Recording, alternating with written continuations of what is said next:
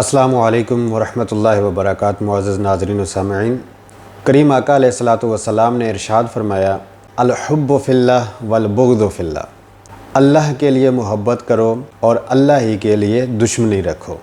لبیک یا رسول اللہ کا نعرہ لگانے والے اسی حدیث پر عمل کر رہے ہیں۔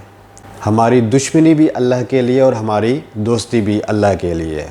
جو دین کی سربلندی کی بات کرتا ہے، عزت رسول صلی اللہ علیہ وآلہ وسلم کا نعرہ لگاتا ہے، کفر سے نفرت کرتا ہے، کافر کی یاری کو اپنے لیے موت سمجھتا ہے، جو یہ چاہتا ہے کہ اسلام کا جھنڈا پوری دنیا میں لہرائے، ہر طرف اسلام کا غلبہ ہو، وہ دوست ہے ہمارا، ہم محبت کرتے ہیں اس سے اللہ کے لیے۔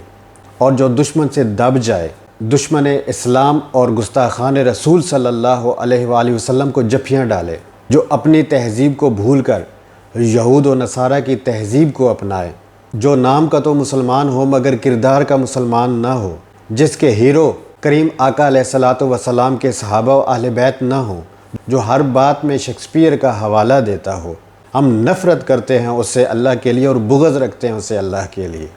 ہم لبیک والوں کو یہ طعنہ دیا جاتا ہے کہ آپ دین کے ٹھیکیدار نہ بنو۔